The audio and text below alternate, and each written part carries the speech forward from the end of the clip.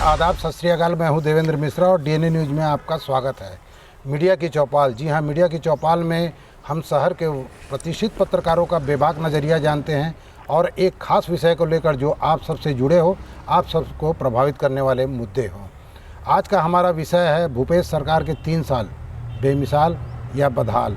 नज़रिया बताने के लिए हमारे बीच में उपस्थित हैं दैनिक भास्कर के ब्यूरो चीफ अतुल दुबे जी, प्रखर समाचार के हमारे जागरूक पत्रकार भूपेन्द्र साहू जी और नवभारत के ब्यूरो चीफ दीप शर्मा जी। सबसे पहला हमारा सवाल है अतुल दुबे जी से। अतुल दुबे जी, क्या मानते हैं भूपेश सरकार कहाँ है 3 सालों में? ठीक स्थिति में है फिलहाल तो जी। जो योजनाएं लेके आए हैं, खासकर ग्रामीण क्षेत्रों में धान खरीदी को लेकर, इन सब चीज़ों के कारण तो बहुत आगे है। सबसे बड़ी बात ये देखने में आ रहा है कि जो विपक्ष है वो कहीं नहीं दिख रहा है, इसलिए वो आगे नज़र आ रही है। बहुत बड़ा अंतर दोनों में नज़र आ रहा है। फिलहाल ये चुनाव के जो परिणाम वो भी दर्शा रहे हैं कि कहीं भाजपा नहीं है, तो फिलहाल तो 3 साल उसके अच्छे जा रहे हैं। जितनी उन्होंने घोषणाएं की थी उसमें बहुत सारे लोगों का आरोप है, सिवाय धान खरीदी की छोड़ बाकी, चाहे आप चिट फंड कंपनियों का मामला हो, चाहे बेरोजगारों को भत्ता देने वाला मामला हो, या नशा मुक्ति का, शराबबंदी का मामला हो, इन मामलों में भूपेश सरकार कहीं न कहीं विफल नज़र आ रही है। ये 3 मुद्दे हैं, जैसे शराबबंदी है, दूसरा चिट फंड है और तीसरा बेरोजगारी भत्ता। तो चिट फंड पे तो काम चल रहा है, मतलब काम होते दिख रहा है। गिरफ्तारी भी हो रही है, लोगों की गिरफ्तारियाँ हो रही हैं, कुछ पैसे दिए भी हैं, राजनांदगांव में धमतरी में पैसे दिए भी हैं। अब 2 मुद्दे बचे, एक बेरोजगारी भत्ता, दूसरा शराबबंदी। तो मुझे लगता है शराबबंदी में आगे कुछ एक करेंगे लास्ट तक, बेरोजगारी भत्ता भी कुछ कर सकते हैं, इसलिए वो आगे निकल सकती है। डॉक्टर भूपेन्द्र साहू जी, जैसे कि अतुल दुबे जी ने बताया कि विपक्ष कहीं दिखाई नहीं दे रहा है, इसकी वजह क्या है? वास्तव में ऐसा लग रहा है कि विपक्ष जनता को अपने से जोड़ नहीं पा रही। ये बिल्कुल सही कहना है कि अभी जैसे चुनाव, जो पिछले चुनाव हुआ उसमें देखे कि इतनी कम सीट आई, उसके बाद कहीं न कहीं भाजपा का थोड़ा सा मोरल डाउन हुआ था और वहाँ पर जो है एक सशक्त नेतृत्व जो है वहाँ उसकी कमी हमको दिखाई दी। जिस प्रकार से कांग्रेस में कभी कभी गुटबाजी नज़र आती है, उसी प्रकार से भाजपा में भी यहाँ पर शीर्ष नेतृत्व में कई बार जो है गुटबाजी देखने को मिला है।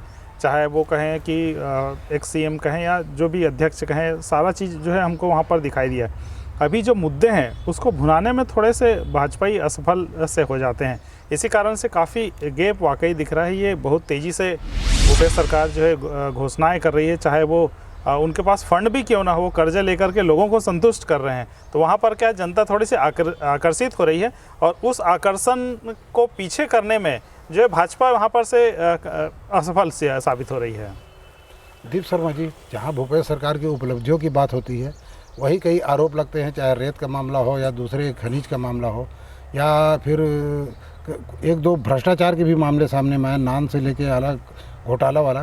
तो इसको आप क्या मानते हैं? सरकार क्या वाकई में ऐसा है या विपक्ष का ही आरोप है ये? इस मामले में तो मैं ये कहना चाहूँगा कि भाजपा को सबसे पहले व्हाट्सएप यूनिवर्सिटी से निकल के ज़मीन में आना होगा। दूसरी बात, आरोप प्रत्यारोप का जहाँ तक मामला है कि इस तरह के आरोप भाजपा शासनकाल में भी भाजपाइयों के ऊपर लगते रहे हैं। जैसे अतुल भाई जी ने कहा कि वास्तव में इन 3 सालों में ऐसा कोई भी स्थिति या परिस्थितियाँ निर्मित नहीं हुई कि आप भूपेश सरकार पे उंगली उठा सकते हैं, कहीं नहीं घेर पाए। दूसरी बात, शराबबंदी की बात भी सामने आई। तो 2 साल कोरोना काल की स्थिति की वजह से सरकार की आर्थिक स्थिति गड़बड़ा गई थी, इसलिए शायद उनको लगा कमोबेश हो सकता है कि इससे जो राजस्व मिले उसे हम विकास के कार्य करा सके। तो हो सकता है कि धीरे धीरे इसको शराबबंदी को बढ़ेगी सरकार, लेकिन अभी एकदम से आप इसलिए नहीं बोल सकते क्योंकि सरकार को भी कहीं न कहीं राजस्व की प्राप्ति उस विभाग से हो रही है। दूसरा मैं एक चीज़ और कहना चाहूँगा देवेंद्र भाई, जहाँ तक भूपेन्द्र भाई ने कहा जिस विपक्ष की बात, कि किसी के चित्र से चरित्र साफ नहीं होता, गंगा नहाने से हर किसी का पाप साफ नहीं होता। इसी प्रकार 15 साल तक जो भाजपा शासन की है और आखिरी के 5 साल जो उन्होंने आकंठ भ्रष्टाचार किया, हर क्षेत्र भ्रष्टाचार किया, तो वो चरित्र आज भी लोगों के जहन में क्लियर है। और दूसरी बात कि अभी जो स्थितियाँ है कि जैसे विपक्ष नज़र नहीं आ रहा है, इसलिए नज़र नहीं आ रहा है क्योंकि 15 साल शासन में रहते रहते इनका स्वाद बिगड़ चुका है। इनको लगता है कि हम सत्ता और शासन के लिए बने हैं, अब विपक्ष के लिए हम नहीं बने हैं। सही। जबकि पहले भाजपा का ये कहना, यही मानना था कि विपक्ष के लिए बने और मुखरता के साथ मुद्दों को उठाते थे और मुखरता के साथ विरोध करते थे। लेकिन आज कहीं ना कहीं सत्ता का स्वाद उनके जुबान पे है, इसलिए वो मुखरता के साथ विरोध नहीं कर पा रहे हैं। अतुल दुबे जी, आपने कहा कि भूपेश सरकार ने जो वादे किए थे, जो घोषणाएं की थी, उसमें बहुत सारे पूरे हो रहे हैं, लेकिन एक किसी भी प्रदेश का सर्वांगीण विकास तब माना जाता है जब उसके इंफ्रास्ट्रक्चर जो है वो सारे तरफ विकसित दिखे। अगर हम बात करें सड़कों की, तो सड़कों की हालत दयनीय है, या दूसरे विभागों में कोई विकास कार्य के लिए मद बोले तो वो नील बटा सन्नाटा है। तो ऐसी स्थिति में कैसे उम्मीद की जा सकती है कि भूपेश सरकार के कार्यकाल में विकास हो रहे हैं? देखिए, विकास के दो पैमाने हैं। जैसे आपने बोला कि इंफ्रास्ट्रक्चर दिखना चाहिए, रायपुर में इंफ्रास्ट्रक्चर दिख रहा था बीजेपी के ज़माने में, खड़ा हुआ, उसको कोई वैल्यू नहीं बची उसकी। क्या ओवरब्रिज खड़ा किया था, फ्लाईओवर, उसकी कोई वैल्यू नहीं बची है। दूसरा, हमारी जनता का क्या विकास हो रहा है, तो मुझे लगता है जो दूसरा विकास है इस पर काम कर रही है सरकार। गोबर बेच के पैसा दे रही है, धान में पैसा दे रही है, हो सकता है उससे उनकी आर्थिक स्थिति बेहतर हो रही है, तो वो जनता की तरफ काम कर रही है कांग्रेस सरकार, मुझे ऐसा लगता है। और उसका उनको फ़ायदा भी मिल रहा है कि व्यक्ति जो पैसा जा रहा है उसको फ़ायदा भी होता दिख रहा है। विभागों में जैसे विभागों में मद नहीं है, एक बड़ी समस्या है कि विभागों में मद नहीं। इसके पीछे उनका सीधा कहना है कि हमको केंद्र सरकार से सहयोग नहीं मिल रहा है। हो भी सकता है कि नहीं मिल रहा हो। यहाँ उनको काम करना चाहिए कांग्रेस सरकार को, किसी तरह मद आवंटित करें और काम कराएं। केवल अभी मनरेगा में पैसा आ रहा है, वो भी केंद्र सरकार से पैसा आता है वो, और कहीं कोई इनके पास पैसा नहीं है। ये एक ड्रॉबैक हो सकता है सरकार का। और ये है अतुल जी, है ये, क्योंकि क्या होता है कि जैसे रमन सरकार में भी यही स्थिति बनी थी कि पूरे के पूरे विभागों का पैसा 1 रुपये 2 रुपये किलो चावल बांटने में लगा दिया था। भूपेश सरकार भी केवल यही कर रही है कि बोनस देने में और समर्थन उन्हें धान खरीदी के मामले में पैसा वहीं लग रहा है। सभी विभागों का जो बजट है वो सब वहाँ पे सिमटा गया है, खर्च हो रहा है। उसे एक वर्ग तो खुश हो सकता है जो जिनको लाभ मिल रहा है, लेकिन आम जनता के बारे में जैसा सोचते हैं तो कहीं न कहीं इससे बड़ी समस्या हो सकती है। लेकिन उठाने वाला चाहिए मुद्दा। ये सड़कों की बदहाल स्थिति है, अपने शहर की सड़कें देख लो या फिर निकल के जाओ तो भी, लेकिन कोई बताने वाला नहीं है ना। उस मुद्दे को उठाना चाहिए। बहुत सारी ऐसे चीज़ें हैं जिनको विपक्ष उठाकर सरकार को घेर सकता है, लेकिन आज तक घेरने का प्रयास नहीं किया। इसके कई कारण हो सकते हैं। या तो वो खुद फंसे हुए हैं पहले से, तो वो डरे हुए हैं कि हमारे लिए ये घेर देंगे, और दूसरा इनके पास कार्यकर्ता भी नहीं बचे हैं। जो शर्मा जी ने बताया कि इनके पास कार्यकर्ता नहीं है, केवल सारे नेता हैं, सारे अपने आप को विधायक ही समझते हैं, और कोई भी ज़मीन पर लड़ने के लिए तैयार नहीं है। आप देखिए, जो भी कार्यक्रम इनके होते हैं उसके से 10-12 कार्यकर्ता जुटते हैं और पदाधिकारी आते हैं, बस। इसके अलावा कोई नहीं आता है उनका। आप मंडी टैक्स बढ़ाने का बड़ा मुद्दा उठाया जा सकता था, नहीं उठाया उन्होंने अभी तक। दूसरे कई मुद्दे हैं, सड़कों की बदहाल स्थिति है, उन पर आज तक कोई बड़ा आंदोलन नहीं हुआ। एक कवर्धा में जो हुआ उस पर कोई बड़ा आंदोलन पूरे प्रदेश में नहीं उठा पाए लोग। जनता तक पहुंच ही नहीं पा रहे हैं भाजपा और उनके पदाधिकारी। भूपेंद्र साहू जी, अतुल दुबे जी ने कहा कि इनके पास आज कार्यकर्ता नहीं है। वास्तव में देखा जा रहा है कि भारतीय जनता पार्टी के में ज़्यादातर वो कार्यकर्ता हावी रहे जो सत्ता की चमक से आए हुए हैं। विपक्ष की धार, जैसे कि दीप शर्मा जी ने कहा कि विपक्ष की भूमिका बहुत दमदारी से निभाए, आज वो भूमिका नहीं निभा रहे। उसके पीछे कारण जो समझ में आता है कि कहीं न कहीं ये जो आज पदाधिकारी बने हुए हैं, ये सत्ता की चमक वाले पदाधिकारी हैं, सत्ता से आकर्षित होकर, क्योंकि संघर्ष को देखा नहीं है, जिसके कारण ये संघर्ष नहीं कर पा रहे हैं। बिल्कुल सही कहना है कि 15 साल तक रहने पर उनका जो है एक गुमान सा हो गया था कि अब सत्ता हमारी है, अब हम अगले 20 साल भी हम रह सकते हैं। ऐसा उनको जो है गलतफहमी हो गई थी, और जनता ने उनको जो है दिखा दिया कि नहीं भाई, कि हम दूसरे भी हमारे पास ऑप्शन हैं। तो यहाँ पर वो उनको अब नहीं सुधरे। यदि अब इन जो बच्चे 2 साल 2.5 साल में यदि नहीं सुधरे तो इससे विकट स्थिति उनकी अगले में हो सकती है। इसके पहले अभी दुबे जी ने कहा कि जो जैसे कुछ एक चीज़ है जो असफल भी हो रहे हैं। मैं भी कहना चाहूँगा कि भूपेश सरकार चलो ठीक काम कर रही है, लेकिन कुछ योजनाएं हैं जो उनके आगे जब बढ़ते जा रहे हैं तो पीछे जो है सपाट हो जाए। जैसे गौठान की स्थिति लगे, गौठान की स्थिति बहुत बेकार होती जा रही है। यहाँ तक कलेक्टर को कार्रवाई तक करनी पड़ रही है, सीओ को नोटिस भी जारी करना पड़ रहा है। तो गौठान की स्थिति भी खाली, नरवा गुरवा बाड़ी की स्थिति भी काफ़ी ख़राब हो रही है। तो जब आगे बढ़ते जा रहे हैं, हम लोगों को पैसा बांटते जा रहे हैं, हम विभागों का पैसा हटा करके हम जनता को दे रहे हैं, किसानों को दे रहे हैं और लोगों को दे रहे हैं, तो पीछे की योजनाएँ हैं उसको यदि हम भूल गए तो आगे भी इनको 2 साल में जो है बहुत कुछ नुकसान उठाना पड़ सकता है और चिंता का विषय हो सकता है ये।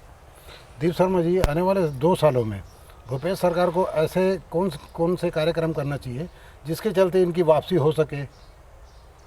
पहली बात तो मैं ये कहना चाहूँगा देवेंद्र भाई कि जनता के बीच नाराज़गी वाली बात अभी उठी, तो मैं मान सकता हूँ कि सत्ता के खिलाफ कमोबेश हवा बहती है, ऐसी मान्यता राजनीति में मान्यता है।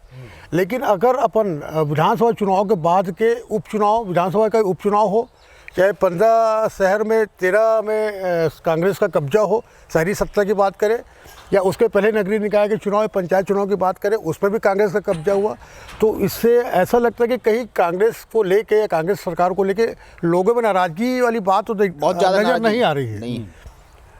और रही बात जैसे कि योजनाओं को इम्प्लीमेंट की बात हो रही, भूपेंद्र भाई ने ठीक कहा बात कि हम ऐसे ठोस रणनीति बनाएं या ठोस योजनाएं बनाएं कि जिससे हर वर्ग को लाभ हो।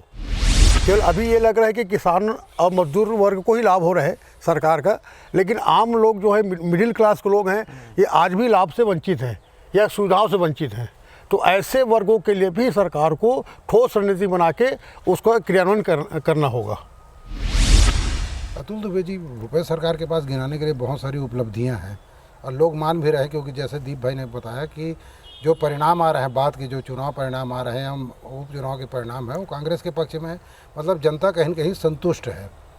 तो ऐसे हालात में भूपेश सरकार को, जो कांग्रेस का एजेंडा नहीं है, धर्म कांग्रेस का एजेंडा नहीं है, क्योंकि धर्म भारतीय जनता पार्टी से रिलेटेड मामला है, भूपेश सरकार को ऐसे क्या आन पड़ी कि रामगमन जो कार्यक्रम बनाना पड़ा, या कई जगह होर्डिंग लगे कौशल्या माता का मंदिर, तो ये धर्म का आड़ लेने की क्या ज़रूरत पड़ रही है? कांग्रेस सॉफ्ट हिंदुत्व की तरफ बढ़ रही है, क्योंकि पिछले 7 सालों में जो देश ने देखा है, उसमें धर्म एक बड़ा मुद्दा राजनीति में बन के उभरा है। अब अभी तक मुस्लिम तुष्टीकरण होता था, अब मैं से हिंदू तुष्टीकरण बोलूँगा, ये वो किया जा रहा है। लेकिन राजनीतिक दलों को फ़ायदा है, जैसे बीजेपी केंद्र में और कई राज्यों में आई, इसी के भरोसे उत्तर प्रदेश में फिर रिपीट करने का प्रयास कर रहे हैं, इसी के भरोसे। इसलिए कांग्रेस भी राष्ट्रीय परिप्रेक्ष्य में हिंदुओं की तरफ मुड़ रही है। वही कारण है कि यहाँ भी भूपेश बघेल ने ये सब होर्डिंग्स लगाए और ये सब किए। और जो मेरा व्यक्तिगत वो है, कांग्रेस भी इस तरफ सोच रही है कि हमको भी कहीं ना कहीं जो हिंदूवादी हैं, हिंदू धर्म के लोग हैं, इनसे जो इनका नाराज़गी थी कि हम केवल मुस्लिम के लिए काम करते हैं, वो दूर करने का ये प्रयास कर रहे हैं। मतलब 2014 में जो एंटोनी कमेटी की रिपोर्ट थी कि कहीं न कहीं हम बहुसंख्यक वर्ग से दूर हो रहे हैं, नाराज़ हैं। हाँ, नाराज़ हैं, उसके चलते ये सब चल रहा है। तो भूपेश सरकार पहले ही अपना रही एंटोनी कमेटी, राष्ट्रीय स्तर पर भी चल रहा है, राष्ट्रीय स्तर पर भी काम चल रहा है इस पर।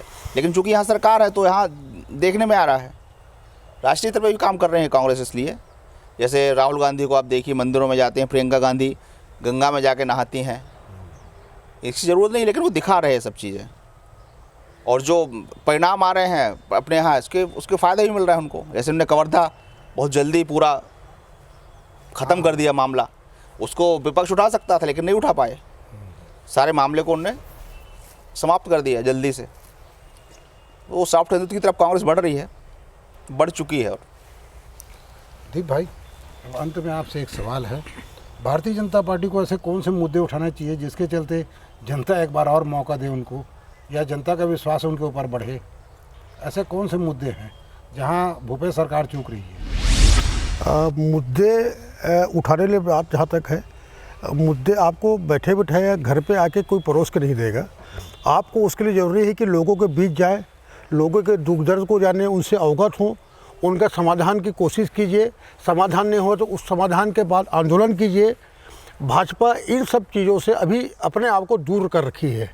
उनको लोगों के पास जाना होगा, वापस जाना होगा, ज़मीन में आना होगा उनको, और लोगों के बीच जाके अपने कार्यकर्ताओं को सम्मान करते हुए उनके दुख दर्द को जानना होगा उनको।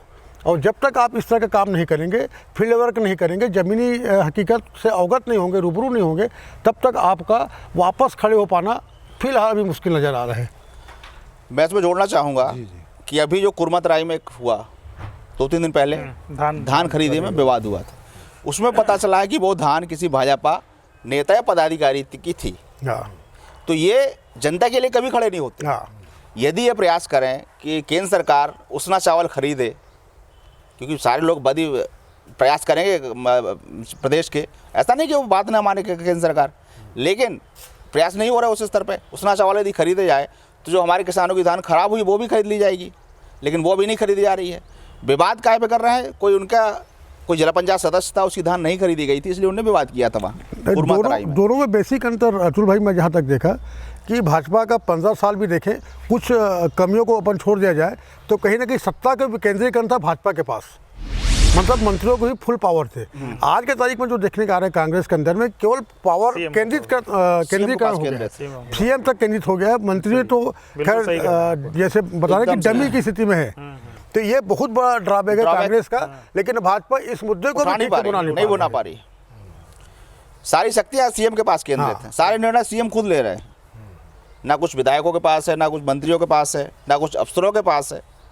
इसको भी उठा सकते हैं, लेकिन भाजपा नेतृत्व विहीन दिख रही है अभी तो। भाजपा का जो कार्यक्रम है वो राष्ट्रीय स्तर के नेता आते हैं, इसी रूम में बैठते हैं, बनाते हैं और चले जाते हैं। बस वहीं तक सीमित है, वहीं तक सीमित। जो ऊपर से जो कार्यक्रम लादा जाता है इनके ऊपर, उनकी खाना पूर्ति करते हैं ये कि ये कार्यक्रम आया, हमको कार्यक्रम करना है, केवल औपचारिकता या रस्म अदायगी इसको अपन बोल सकते हैं।